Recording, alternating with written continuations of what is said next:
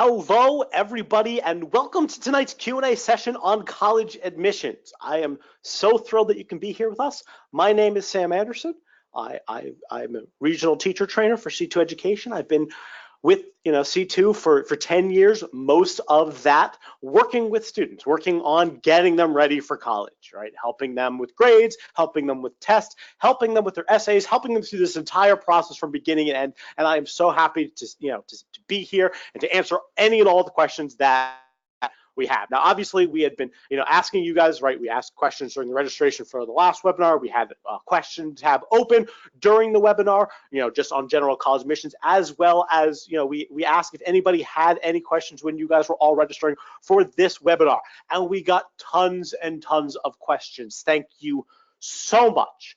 I cannot, thank you enough for how many questions you guys all sent us. There were hundreds upon hundreds of questions.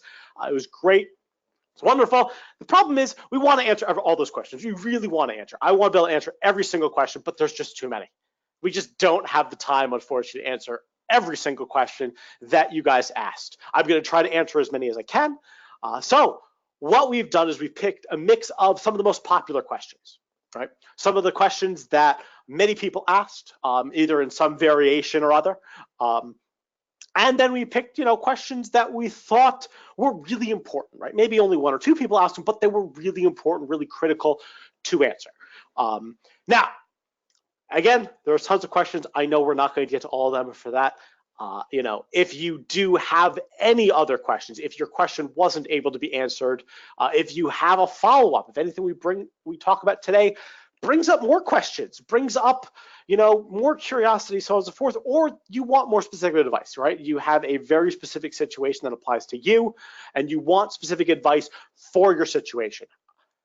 At the end of this webinar, there will be a survey that will pop up that will ask if you want a local C2 center to call. Please, if you have those questions, if you have more questions, if you want specific advice, if you want additional questions asked, please fill out that survey. Leave, your name, phone number, or email just for us to contact you with, and a zip code so that I can connect you with the closest C2 center. And I will make sure that the nearest C2 center to you reaches out to you and gets you that information and answers any and all of those questions that you have. So without further ado, let's take a look at some of the big questions. Now, by far and away, hands down, beyond a doubt, the one that was the biggest question that was asked was some iteration of the question, can a strong blank overcome a weaker something else, right? If I have really good GPA, if I have a really good SAT or ACT score, if I have amazing extracurricular activities, can that overcome a weaker GPA, right? Bad freshman grades. Can that overcome, a poor SAT score?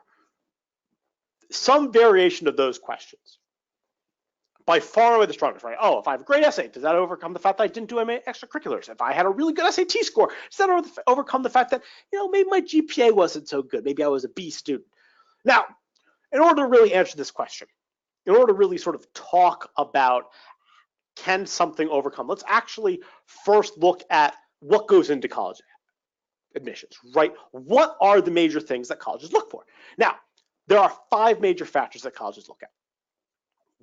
Number one, hands down, across the board, almost every college says this, is your GPA, your grades in school. That is the number one factor, followed by the level of classes that you're taking, the rigor, the difficulty of those classes, and the grades in those classes, right? If you take the first two, sort of put them together, you get your grades in the most difficult classes. That is critical. Beyond that, right, your SAT, your ACT, or your tests, right? Those are those sort of first top 3. Number 4, your college essay, right? The essay that you all have to write, that personal statement, any additional supplementary essays that you have to write for college, that's number 4. Number 5 are your extracurriculars, right? Sports, activities, volunteering, community service, a job, an internship, anything along those lines. Those 5 things, GPA, course rigor, test scores, college essay, add your extracurriculars. Those are the top 5 factors that deal with colleges. right? Those right there are the 5 most important things. Now, the reason why they look at those 5 is because all colleges and beyond, right, those 5, colleges take what they call a holistic approach to college admissions, right? They want a sense of the whole person that they're going to be accepting, right?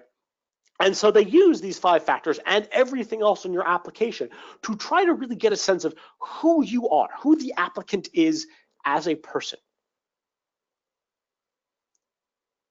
And so because of that holistic approach, it's not a formula. There's no formula to it where it's like, oh, well, if I get X number of, let's say every student scored out of 100 points. Oh, well, if I get 80 points, I'm going to get in. That's not how it works, right? Everything that you have good is a check in the positive column. Everything that you don't have so well just doesn't show up, right? It just doesn't make you look better. It doesn't necessarily make you look bad, so to speak, or worse, but it just doesn't add to your application. So because of that, everything on the application, all 5 of those factors, anything else beyond that, add to your application. They help your application look a lot better, but they do not replace anything else in the application. Good GPAs will not replace an SAT score, right? They're going to look at everything. They're going to look at the whole student. That means the good and the bad. So nothing is going to necessarily overcome. They're going to help, but they're not going to replace. All right? And this is a great question. It's a common question. It is, especially when like they're putting this is a biggie. So next question, and this is also very common question. Got this all the time, especially right when you're choosing your classes for the next year. Looking at classes like, okay, well, I can take the AP or I can take the honors, or I can take the honors or the regular. Now I know I can ace the lower level class. I can get an A in it, but I might not do as well in the AP. What should I take? What should I take? What should I take, Sam? Whatever it is. And this is a great question. It's a common question. It's an important question. And the answer is very simple. You want to make sure that you ace the highest level class. So the answer is you want to get an A in the AP, or A in the higher level class, or A in the honors, and not take the lower. And you want to ace. You want to get that A in the higher class. Because your competition, the people that you are going to be going up against when it comes to the application, that's what they're going to be doing. If you're applying to any form of competitive school, and almost every college nowadays is competitive, millions upon millions of students applying to college every year, it's getting more and more competitive, right? So to be the most competitive you can, and to go up against everybody else who is doing that, you need to make sure you are acing those high level classes, right? So the answer is that it is better to get an A in the higher class. Take the higher class, work extra hard, and get that A. Because that's what you want to make sure you're doing. That's where you want to sort of make sure you're going along, getting to that portion, right? Because that is what is going to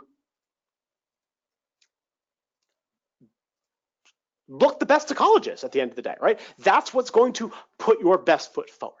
Now, SAT, ACT, right? And scores, right? What do we do with the scores, right? I took it, how many times should I take it? Which one should I take? All of these are great questions, right? All of these are phenomenal questions. I don't know which one to take. There are 2 tests. What's the difference? Blah, blah, blah. Which ones, should I send all my scores? Should I just send some of them? All of these are great. They're common questions. They're important questions to make sure we're answering. So first, should I take the SAT or the ACT? The end result is it doesn't matter to colleges which one you take. It doesn't matter to colleges which one to take. It matters to you which one you take. It matters because almost unilaterally, every student does better on one test over the other, right? Some students are phenomenal on the SAT, not as great on the ACT. Some students are just something about the ACT, whether it's the structure, the speed, something clicks for them, and they're great on the ACT and not as good on the SAT. The end result, what you really want to make sure you do is you want to make sure that you take the test that you are going to ace, that you are going to utterly excel in. It doesn't matter which one it is. They don't care. Colleges accept both. Every college in this country accepts both tests equally. There's a concordance table that is made by the SAT and the ACT combined that allows colleges to compare and say, oh, well, this score on the SAT is the same as this score on the ACT. That information is available to colleges. Information is available to the public. If you Google it, you can find it. And so colleges don't care. So you want to make sure that you take the test that you get the highest score. Now, if you are not certain which one that is, right? You haven't taken both, take a practice test. Take a practice test in those, take an SAT, take an ACT, see which one you do better and prepare for that one. Maybe supplement stuff in known, but overall, it doesn't matter which one you take. It does matter which one you excel in.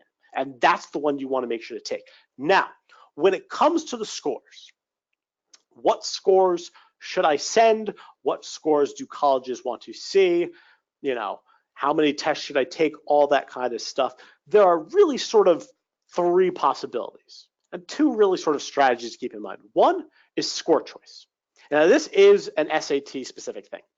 Score choice allows you as the student to choose what scores you're going to send to colleges. It doesn't matter how many you take. You could take 20 SATs. Not sure how you'd be able to fit all of those in the school year, but you could conceivably take 20 SATs. But you'd only send the scores and the test dates that you want the colleges to say. You'd send your best one. That's option one. Option two, super scoring. Super scoring is where the colleges say, yes, we want to send us as many tests as you want.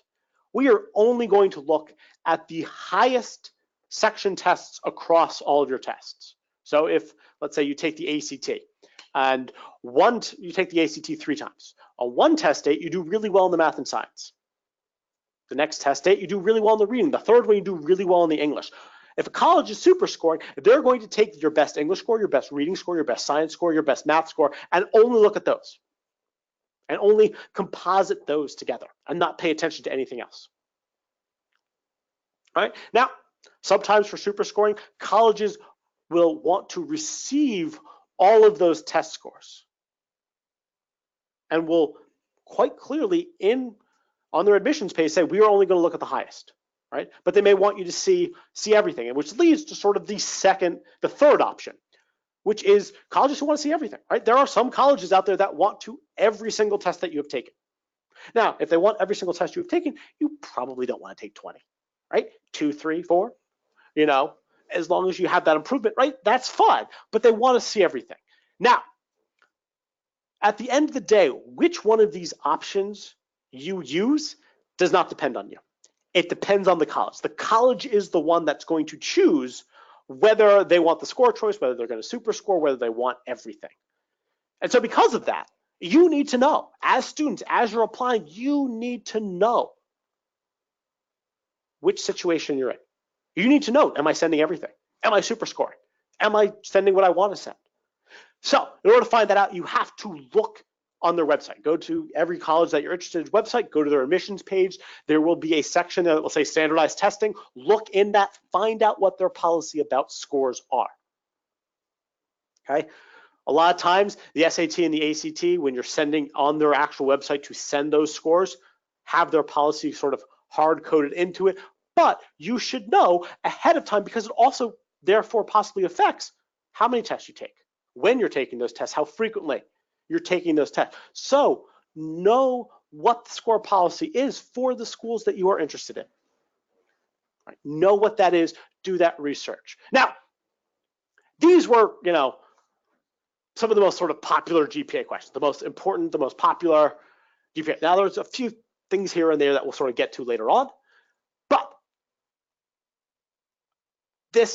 these were, the most important questions. Now, when it came to extracurriculars, right, that next bucket, this was one of the more common questions. This was sort of the biggie, right?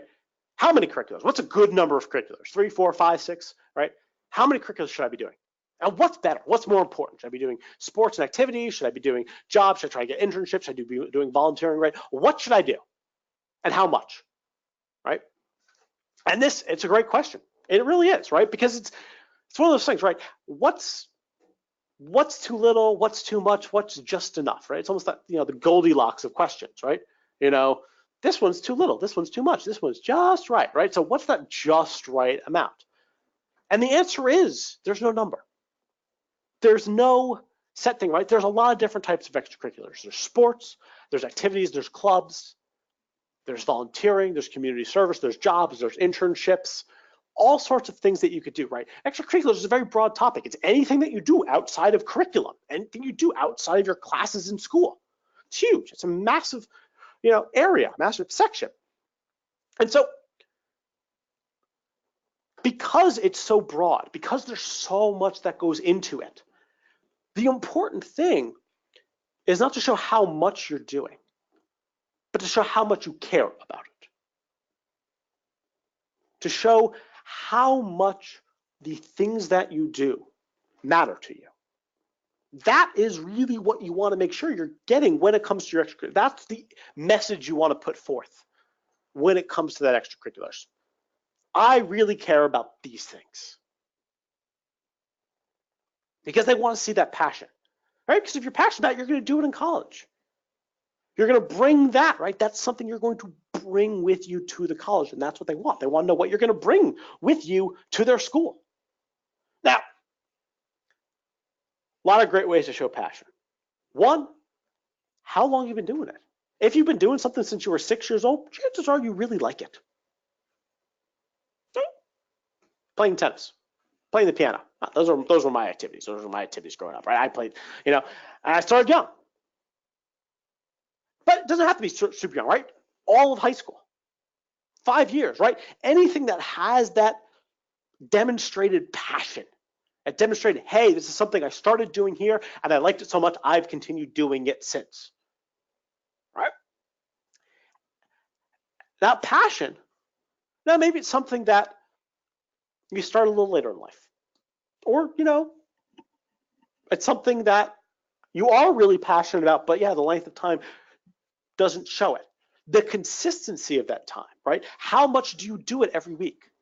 Do you do it for 2 hours a week? Do you do it every day for 4 hours a day or 3 hours a day or whatever it is, right? How much time do you devote to it on a regular basis? That also shows your passion. That also shows your drive and your motivation, how much you care about it.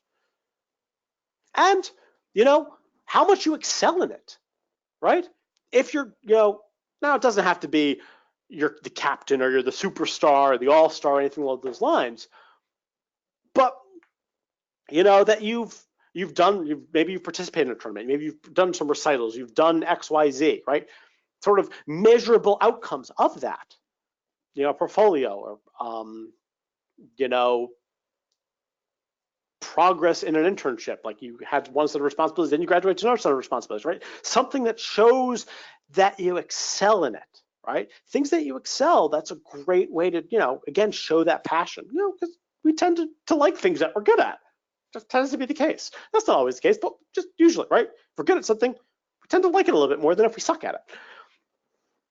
But regardless of this, regardless of how many you do, keep in mind one very important thing. Your first job as students is to be a student, is to learn, right?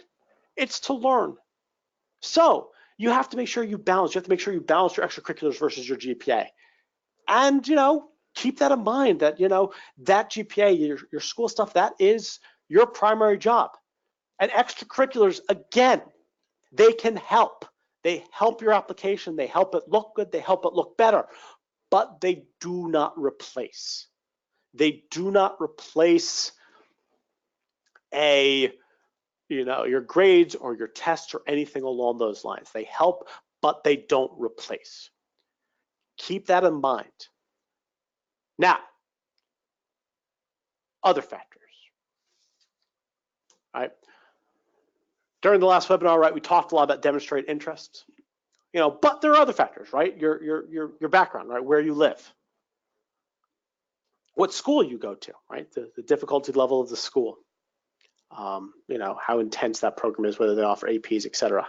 If you have a learning disability, if, again, your demonstrated interest, if you've gone on tours or if you've emailed them, or if you have a sibling who attends that school, how do colleges weigh those other factors? Now, this is a very broad question. It's a very broad question, but it's a very, very important question, right? It's a question that we talked a bit about this, and once we talked about it in the last webinar, a lot of questions sort of popped in about this, so that we really thought that we should, spend some time on it, because, that's something everyone always thinks about, like, how do these other factors matter? And sort of going back to before, right, they all add color, right? They all make a student look better. But again, they don't replace. They don't replace your grades. They don't replace your extracurriculars. They don't replace your test scores, right? If you already have really strong of all of that, they take you that extra step further, right? They add color, they add context, right? They show a better picture of that whole holistic student that colleges are looking for. They add more information, they give more color, they fill in the lines, however it is, whatever metaphor it is that you want to use. They give additional information, they give additional context, they give additional, again, that sort of holistic review, but they do not replace something else. Now, most of that, right, is sort of focused on everything that's been going on up until now, right, up until the application.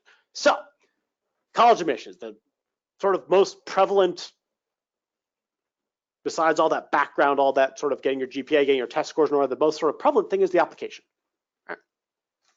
And there are a lot of questions about the application, tons. The biggest one is, when's a good time to start preparing? Right? When should I start this whole application thing? And the reality of the matter is, you've already started, or you will already start if you're about to go into high school. Because the application process starts, in a sense, at the beginning of high school. Freshman, get good grades. That's the start of your application process. All right? Just hit the ground running, get the best grades you can. You've started your application process the second you walk into high school. All right? So the end result is now. That is the end of the question. The answer to this question of when should I start preparing? Now. No matter when you are, whether you're a freshman, a sophomore, a junior, or a senior, or a rising senior, right? And the application deadline is in, several months. You should start preparing now. If you're a freshman, get good grades. If you're a senior, put together your college list. Look at colleges. Make sure you have the colleges you want to go. Look at their supplemental questions. Look at their requirements, their test requirements, their,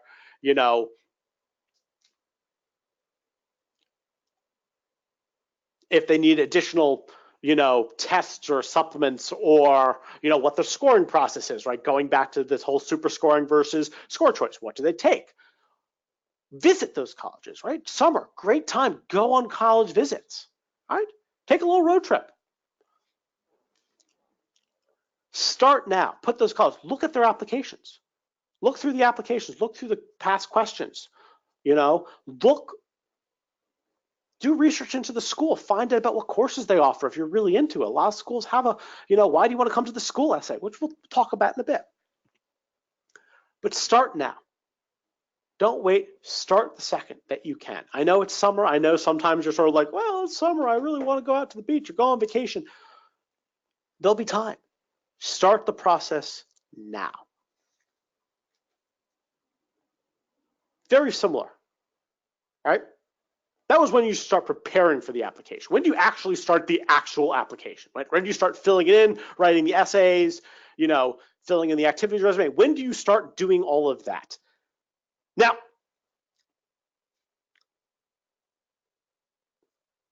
the application portion, right? Not the preparation. The preparation you should be starting now regardless of what grade you're in. The application portion obviously is for rising seniors. When you start that really should also be now.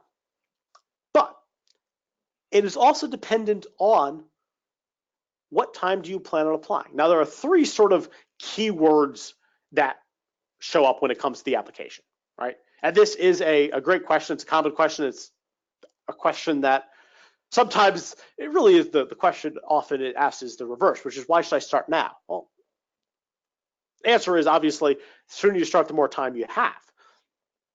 But there are three things, right? There's early, there's regular, and there's rolling. Regular decision is the one sort of everyone thinks, right? That's the one that the deadline is somewhere between usually January to the middle of February. Send all your applications, you hear back in April, you have to make your decision by like middle of April. That's what most of us think of when we think of college application. Rolling is a first come, first serve. The sooner you submit your application stuff, the sooner you find out.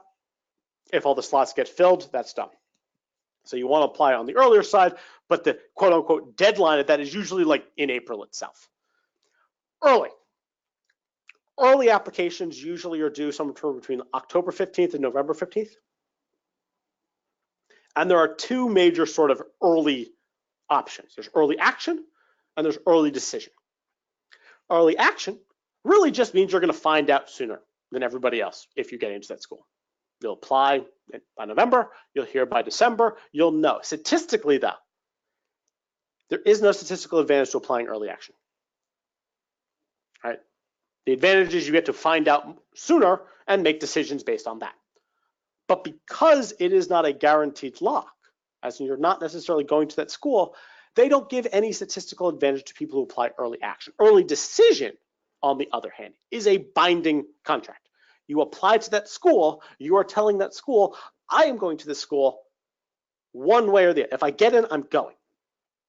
And so that is a binding decision. And because it's a binding decision, and there is a numerical advantage to applying early decision. There is a larger percentage of people who get in early decision than get in through regular decision or even through early action for a particular school. And so you need to know what the schools you're interested in offer. Do they offer early action? Do they offer early decision? Do they offer something else? Do they define it in a different way? Sometimes there's, other definitions of these possible of early action, restrictive early action, etc. So make sure, similar to the score choice thing, that you go onto the college website, again into their application. There'll be like usually a deadline section in the admissions tab of a website, and you find out what the school offers, how they define those particular offerings, right? Make sure you look through that information and you have that written down, like, okay, school one, they offer this and this. School two, they offer X and, they offer early decision and early action and regular. School two, they offer early decision and regular. School three, they offer early action and regular decision, right? Find out what all your schools offer and find out them, and then think through what you're going to, when you're going to apply, right? What schools you're going to apply early to? What schools are you going to apply regular to? Because obviously, depending on when you're going to apply, that when you're going to start. Any schools you're applying early to, start now, right? Early stuff is only in not that many months from now, right? So if you're applying early, start now. If you're applying regular, you should probably still start now, but you have a bit more time, right? You can be a little bit more leisurely about it, perhaps, than if you're applying early, but you should still start now. Now, the biggest part of the college essay, the part everybody, let's be honest, freaks out the most about, right? Thing around this time of year is actually really where I started pushing students to begin the college essay. And usually the sort of fundamental question behind this is, how important are the essays, right? Sam, you're telling me I should be starting my essays now. Why are you telling me that? I've got X, Y, Z to do. I want to do all these other things that like make my resume look better. Why should I be starting the college essay? And that sort of comes into the question, why is the essay important, right? What's so important about the college essay? And the big one is because of this idea of holistic review. Because it is right beyond the grades and the test scores and the courses, that biggest factor, right? Above your extracurriculars. Because of that, it's critical. It is the most important factor. It is a big part of how these schools do this holistic review, get a sense of who you are as a whole person and not just a series of numbers. A lot of that depends on the essay. Because a lot of that depends on the essay, college admissions officers pay a lot of attention to it. Not only do college admissions officers pay a lot of attention to it, college admissions officers like reading these essays. It's probably, let's be honest, the most enjoyable part of reviewing an application, right? How many SAT scores can you look at, right? Kind of, oh, it's a number. Great, lovely. How many GPAs can you look at? Oh, great, it's another number, right? The essay is the part where, again, that person comes alive. And a lot of times, like, and there's many accounts of college admissions officers like projecting essays for people to, for the entire admissions staff to read, right? So the college officers, not only are they really important, but they're also kind of really enjoyable for them. And so they're really, they matter a lot. And it doesn't matter whether it's the essay for the common application, right? That sort of big 650-word essay that goes out to every school that you apply to through the common application, or if it's a question on a particular supplement asking, why do you want to go to that particular school? Every essay that you submit matters equally. That's why they're there. There's a reason why colleges put those extra essays on the application. It's not just because they want to make you do extra work. No, it's because they want to know the answer. It matters to them what you write, what you think, what you feel. And so every essay that you submit is equally important. Every essay matters equally. So make sure you spend time and attention and focus on every single essay, no matter how big, no matter how small. Make sure you devote time to it. There are no such things as a throwaway essay. Now, the biggest question sort of beyond this is, of course, how the hell do I write a good essay, right? How do I write a good essay, right? How do I go about doing it?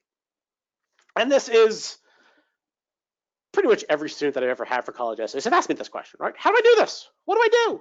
Help me. And it's a huge topic, right? I've been talking for 30 minutes and I could spend easily another 30 minutes on just this. In fact, I have, right? We have entire webinars on the college essay.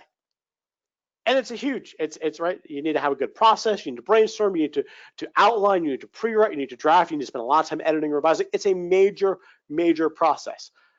And so, as much as I really, really, really want to sort of spend the time talking about this, oops, sorry about that. I can't. I would spend far longer than we actually have time for right now doing it. So here's what I would do. If you take a look at our past webinars, if you go into the recordings, into the video library for C2, right, and you can go through the registration link for any of the past webinars, and you can see recordings. There are ones on the college essay. Look through those. Read through them, see them through. If you have additional questions, if you were confused, again, please leave your name, leave your phone number behind this for us, and we will connect you with people who will go through any part of the college essay, any questions you have about that in particular. But it is a huge topic. And at the end of the day, it sort of really breaks into a couple sections, right? You want to make sure you have a good process. You want to make sure you spend a lot of time on the college essay. You want to make sure it's focused. You want to, make sure you spend a lot of time thinking, I'm already going on forever. Brainstorming and pre-writing and outlining and not just do it the night before. Best way of making sure you write a good college essay is to make sure you spend a good amount of time on that college essay. So again, you want more details, take a look at our past webinars. We will be doing other webinars in the future on this topic. I guarantee it, so keep an eye out for that. But yes, important question, a lot of information that goes behind this. Really hard to answer in like 5 minutes. Now, those were sort of the really big questions. Those were the huge questions. Those were, again, the sort of most prominent, the most important, the most popular, right? They kind of fell into those. However, there are a lot of other really good questions that we thought were important and popular, or popular, but a little bit faster to answer. So, to start with, getting in touch with the admissions officer. A bunch of questions, and it's a really good question on how do you get in touch with the admissions officer? Demonstrate interest, finding out some of that information that we talked about in terms of score choice, scheduling college visits, whatever it may be. How do you get in touch with them? Fastest way is obviously to email or call them. But another great way is to visit, right? Visit them. A lot of times college admissions officers, they do work over the, sometime over the summer. The other way is a lot of times college admissions officers are at college fairs, right? If you go to a college fair, a lot of times the people manning a booth for a particular school is an admissions officer or in the admissions department. So if you want to get in touch, you want to ask more questions about the school, you want to show that interest, email, call, visit the college, go to college fairs, easily the best way of getting in touch with them. Now, next question, and this is a really good question, especially when it comes to some other aspects that we'll talk about in a bit. Can I submit more than is required? Now, it sort of connects to the previous question, because the answer it depends on whether the school allows it. So you have to check with the admissions department, right? Go back, contact them, call them up. Before you send anything beyond their requirements, contact them and make sure they're okay with it. Some schools just want what they require and they don't want anything else. And it doesn't make you look good if you send more than they ask for. They want to make sure you follow directions. Some schools are happy to get more. Some schools, it matters, right? It really should provide whatever it is you send. You don't want to just send stuff just to send stuff. You don't want to send, oh, I'm going to send an extra letter of recommendation, or I'm going to send, a video I made or a piece of artwork I made because I feel like it. Whatever it is that you're sending needs to provide additional insight into who you are beyond what's already in the application, right? So if you've talked about your love of art and how great you are, you don't need to necessarily send something, right? Whatever it is that you send should provide more insight. It shouldn't just be stuff you want to send because you want to just bombard them with information. Send stuff that, again, gives you a bigger sense of that sort of who you are as a whole person. Now, one of the most sort of common questions, and we got really a lot more questions than we were expecting on this particular topic for this, scholarships. How do I look for scholarships, right? I want scholarships, I want money, right? Don't we all for this, right? College is expensive. How do I look for scholarships? Now, best thing to do is there's a couple good websites to look at. Obviously, you can Google and find out more. Finaid.org is a great one. Big Future on the College Board website also has a section where they have information on scholarships. CareerOneStop.org is a scholarship job search thing that is supported and promoted by the U.S. Department of Labor. So if you want more sort of national scholarship, that's a great place to go. Obviously, your state government, sometimes specific state governments on their websites, there are scholarships that apply to just that state. You can also look at your high school, your guidance counselor. Sometimes they will have sort of information about more local scholarships, or sometimes scholarships provided by the school. The best way to get more scholarships is to apply to more scholarships, right? So if you want scholarships, apply. Spend their time making sure you apply. But again, any of those sort of locations are a good way to sort of start by that college search. And again, if you need more information, you can always, again, start just typing in scholarships into a Google chat, right? You usually find quite a bit that way, but I'd start with sort of those four. Those are the sort of most respected, professional places to go. Now, we talked a lot earlier about sort of school context. We got this question, which is a good, another really great question. How do colleges deal with the differences in school, right? So whether school, my school doesn't rank, my school doesn't rank. I'll be honest, my high school didn't rank. When I went to high school, my high school didn't rank. Or, maybe your high school, you had a couple students who, my high school doesn't offer this AP. So how do colleges sort of deal with those differences, right? One high school doesn't offer many APs. One high school offers a ton of APs. How do colleges compare that information? And the answer is that the guidance counselor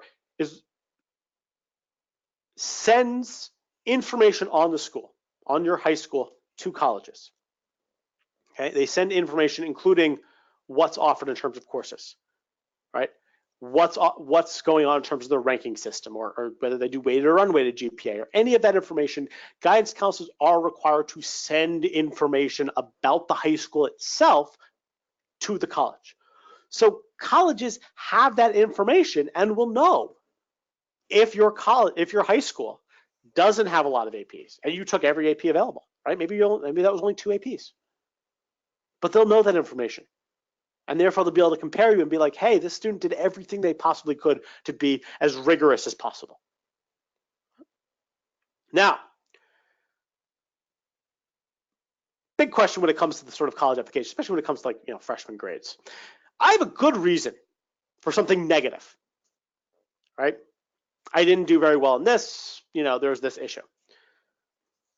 right? I have a good reason for something that's negative in my report card or in my application.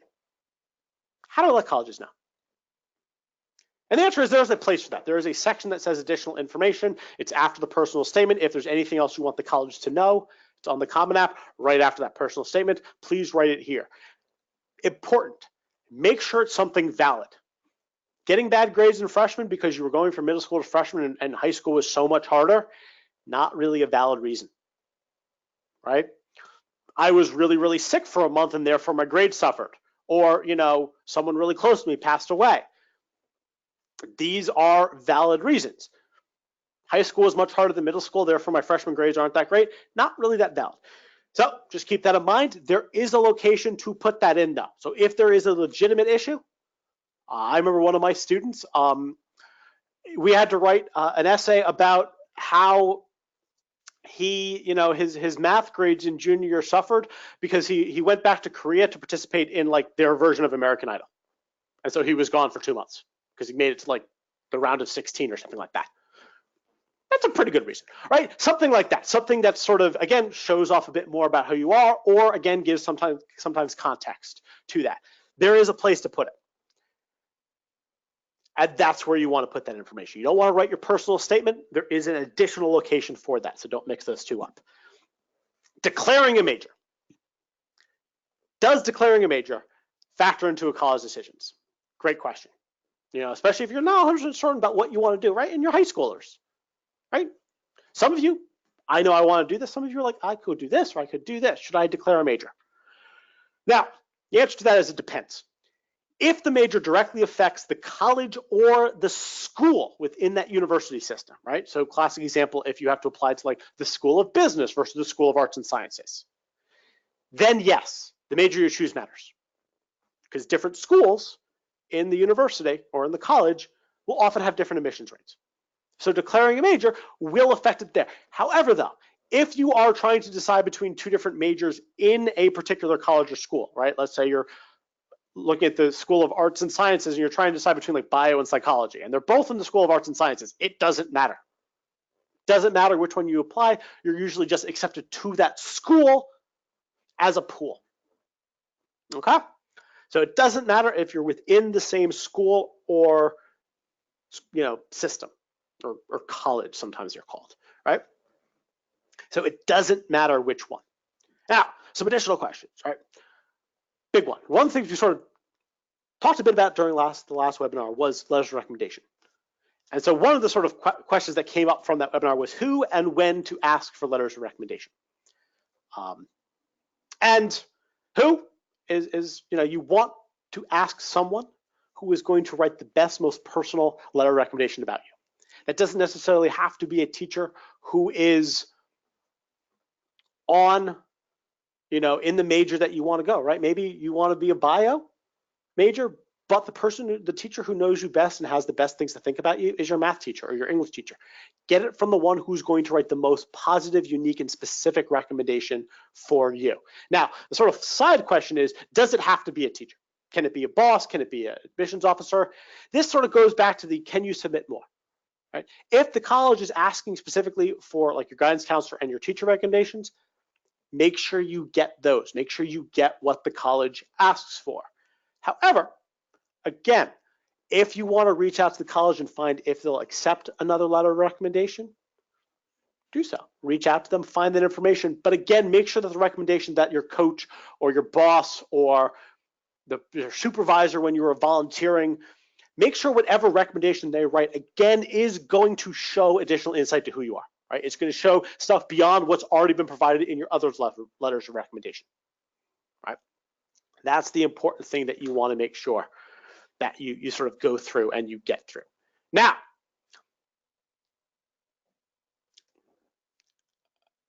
last sort of question. This was sort of really going back to the essay as the last question was sort of answer for today, as we're running a bit sort of low on time.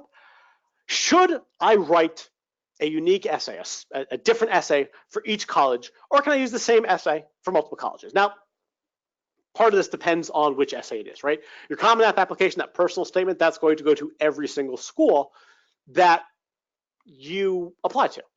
But for the supplemental essays, for those essays, especially the ones saying, why do you want to go to this school? every essay should be specific to that school, right? You shouldn't write an essay that says, well, I want to go to this school because you're awesome, and send it to every awesome school you want to apply to. They'll kind of know you're not, right? You want every essay to be unique, because remember, it matters. It matters. You want to show them that you want to go there. So every essay should be special, should be unique to the school, except for, again, that common application, that personal statement that is going to be sent to all the schools, right? So that one's more general. All the supplemental essays, provided they're, 200 words or over, right? Provided they're of a decent length, those should be unique, right? Because, again, at the end of the day, regardless of anything else, colleges are looking at the whole person, right? They're, again, looking at this holistically. They're looking at, every aspect of you, right? Your interest, your passion. So whatever you do, everything in your application, whether it's grades, test scores, extracurriculars, the application itself, your essay, all the supplements, your letters of recommendation, everything should be showing off who you are, different aspects of yourself, why you would fit in that school, because that, at the end of the day, is what colleges care about, right? And that's what you want to make sure you show. So now, if you have any questions, if you are confused about any part of this entire process, and it's a huge process, I know it's gigantic, and it seems like it's only getting more and more complicated as more and more people are applying to school, and you have any other questions, either you have additional questions based on anything I said, we didn't get to your question, and again, we had hundreds upon hundreds of questions. We tried to get to as many as we can. Sometimes that was lumping them together. Please, reach out to us. All of our center directors, everybody who runs our centers, all of our teachers know this process backwards and forwards. They are masters of the college applications. We have certification programs that our center directors have to go through on the college application. They know the application, they know the essay, they know all the 5 factors that we talked about. They understand holistic review and everything along those lines, and they're experts, and they can answer any and all questions that you have, help you with your essay, help you make sure that you're able to put that best foot forward, able to show that insight into who you are, so that college gets that great sense of that whole person and not just a series of numbers or test scores or anything like that. They get a real good sense of who you are and that they really like what they see.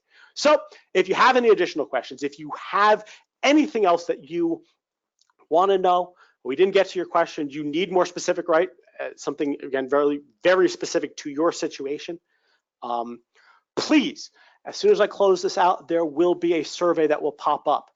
If you want to be contacted, if you have any questions, if you want to sort of meet with one of our center directors, please leave your name, phone number, and email address, and your zip code, so I can make sure that you are connected to the nearest C2 to you in a couple days. You should hear from them, soon.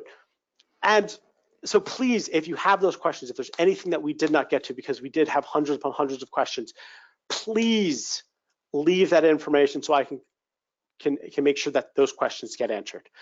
Otherwise, thank you all so much for coming. Thank you for listening. Hopefully this was able to answer the majority, if not all, of your questions. For all of you, I wish you the best of luck with this journey, this process. I know you'll all do amazing on it. And otherwise, have a wonderful night. Have a wonderful, if you're still in school, rest of your school year.